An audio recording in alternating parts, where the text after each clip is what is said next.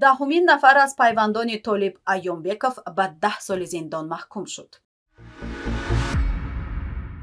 мактаби рақами 71 дар ҳудуди ноҳияи Шоҳмансури пойтахт ба коми оташ рафт. 1500 нафар ҷавонони синни даъватӣ бо пардохти маблағ аз хизмати ҳарбӣ халос шуданд.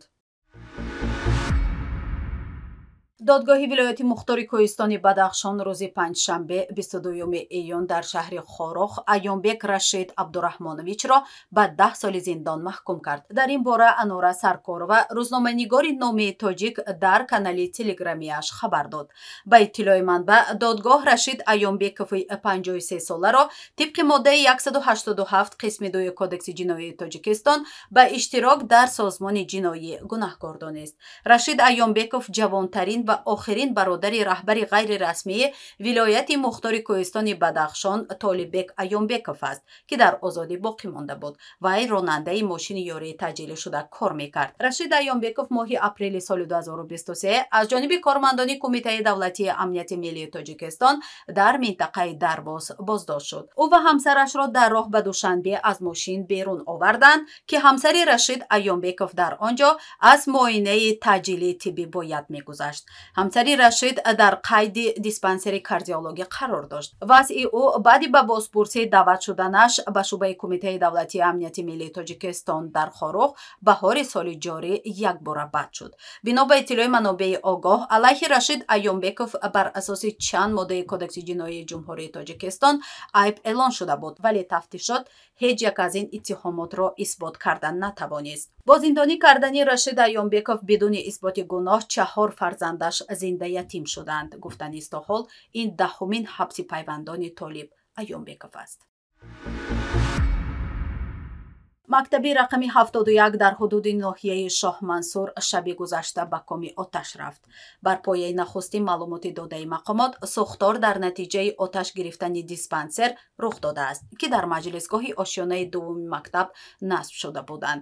шаби гузашта дар шабакаҳои иҷтимоӣ чанд навор паҳн шуд, ки дар он дида мешуд алангаи оташ дар бинои мактаб ниҳоят баланд аст ва мошинҳо ва тими оташнишонӣ дар атрофи он кам дида мешаванд.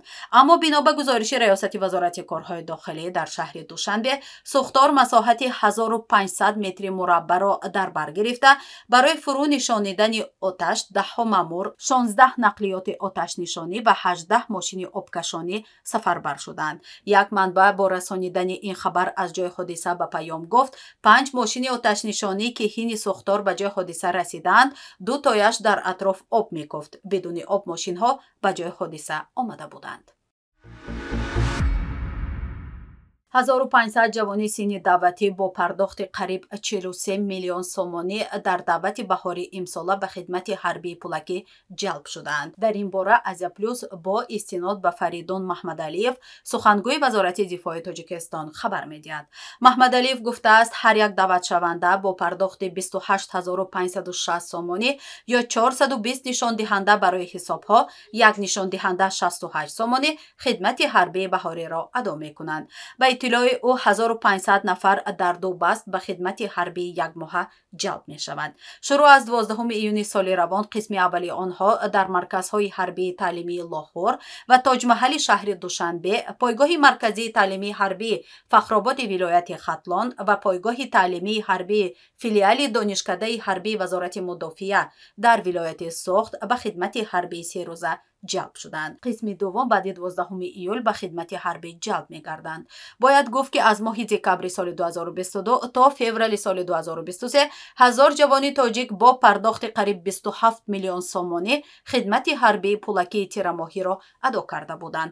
ҳамин тариқ дар даъвати баҳории соли гузашта 1200 ҷавони тоҷик бо пардохти 32 миллиону 256 ҳазор сомонӣ хидмати ҳарбии пулакиро адо карда буданд. Фаридун Маҳмадализода карда гуфтааст, маблағи пардохт гардида барои бунёди қисмҳои ҳарбии алоҳида дар ҳудуди гарнизонҳои ҷумҳурӣ, ташкили пойгоҳҳои моддии техникӣ, сохтмони бинову иншооти аҳамияти ҳарбӣ дошта, таъмиру тармими онҳо, пардохти маоши афсарону кормандони таълимдиҳанда, хароҷоти маъмурӣ ва таъмини ҳифзи иҷтимоии дигар хизматчиёни ҳарбӣ равона мегардад. Дар Тоҷикистон дар ду навбат баҳор ва тирамоҳ ҷавонони аз 18 то 27 соларо барои хидмат дар артиш ҷалб мекунанд ва ҳамасола даҳҳо ҳолати бозур ё облава бурдани ҷавонон ба артиш расонаӣ мешавад.